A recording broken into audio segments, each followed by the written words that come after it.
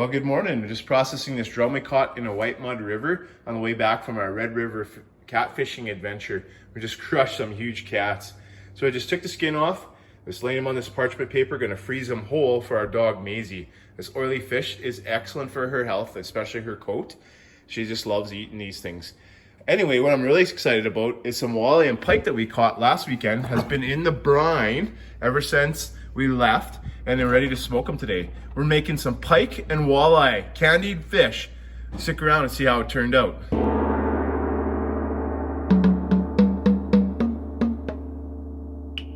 Your basic fish brine for smoked fish like goldeye or for candying trout or whatever is always the same.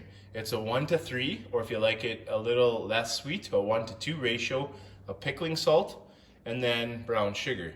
So in this recipe, I took 1/3 of a cup of pickling salt and I took 2/3 of a cup of brown sugar. I added about probably 2 cups of hot water, as hot as I could get it, so it would melt the pickling salt. You stir that until it all dissolves and absorbs into the water. Then I added probably about 3 to 4 tablespoons of maple syrup. For spices, I went to some black pepper, a little bit of Greek seasoning, and then some crushed red pepper. Sometimes I add lemon pepper seasoning to taste. And overall, what you want to do with a brine before you put any fish in at all is always taste it. So add your components, mix it up into solution, and taste it. If it's too salty, add a little more sugar. If it doesn't have enough spice, add a little bit more. And that's the best way you can do that to get to a brine to your standards. We brined the fish in this vacuum sealer container. You don't have to use this. You could use any glass dish or whatever. Just going to release the seal here. So they've been brining for about 4 or 5 days, which is probably longer than I would normally do. That smells good. When you're making a brine, you want to just basically keep enough that it'll cover the fish. That's all you need. If you go too much, you might water it down. If you go too little, then you're gonna have meat exposed to the top, and it's not gonna set. So the next step is to put it on the rack and let some of the extra juices drip out. Because of course, the idea of candying is much like making jerky, where you're wanting to remove the moisture from the fish.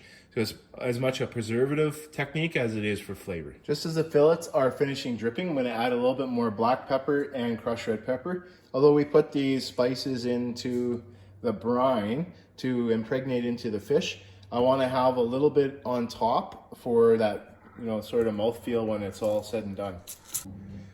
Look how beautifully translucent this fish is. Can't really tell the jack from the walleye other than the fillet size there. So now that it's been dripping for about 10 minutes and most of the moisture is out of this, it's going to help with the jerky process. We're going to put it in the smoker now at 275. Oh, that's nice and hot. It smells like smoke. Yum, yum, get some. Anyway, put it at 275 for a couple of reasons. First of all, the fillets are fairly thick. I didn't butterfly them, so I want to make sure that they jerkify all the way through so you get that candy crunch. The second reason is that they're quite moist, as fish fillets are on their own, plus the brine. So you kind of need to have that extra heat to get that dried out. So the other thing to do off the bat is you want to have your damper open, because you're getting rid of moisture, and that's what a damper is about. It's not only about holding smoke on your meat, it also allows the moisture to leave. So in the first little while, you want to run that damper open so the moisture can go. Even though it's set at 275, it's not running at 275. And it's because this 110 run little Cuisinart smoker really can't keep up with that. And that's actually a good thing. But here's the elements. It's a single 110 element, sits on top of the firebox where your wood goes in so it smokes. But it's a good thing, as I was saying, that it continually runs, because what happens is that you have that dry, hot heat on the fish continually with that element going all the time. So if you were to set it lower, it probably would cut out, and then you're going to just have that moisture just kind of rolling around in there, and that's not what you want at this point in the smoke. Maisie's licking her lips here. She can smell the deliciousness. So you know what? You're going to have to let the meat tell you what is going on, what to do. Just like kind of the water dictates how you fish. So we're back up, and I know we can't see this again. It's at about 271 degrees. So that means that the temperature is definitely climbing. I have the damper wide open. Now that would tell me that the moisture in the fish is gone. Let's just have a look at the fish here. Oh yeah, definitely, you can see that. No puddles on top. You can see that it's starting to get crispy on the edges. So that would tell me at an hour and a half in that we're actually probably ready for smoke. And I also need to drop the temperature here. What I'm gonna do is I'm gonna close the damper. I'm gonna drop the temperature down probably to about 200, just because this thing's a little weaker. If you have a better smoker, I'd go to about 180 or so. There we go, 200. Okay, and then we're gonna go and get some of the wood that we need to put in. So the wood that we're gonna use for smoking today is a little bit of hickory and some local lore, some poplar. Too much hickory and especially too much maple will give you a very tarry, almost bitter taste, which is definitely not something that you want. So you mix these two together and you get the good flavor of the poplar and a nice even red coating of the hickory.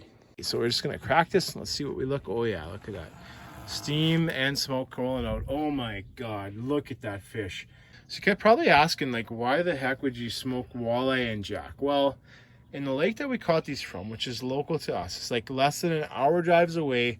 These walleye come up beautiful. They're fat. They eat freshwater shrimp. They eat all sorts of great bait fish, but they taste like garbage. Like they taste like very lakey. They have that algae bloom thing going on. I don't enjoy them. So I thought, what if we candied them? Like, would that take it out? Because I know from candying trout, which, you know, naturally have that earthy taste, that it balances out with the smoke and the candy and the sweet and everything else. So if this works out, that's great. We'll start with this walleye here.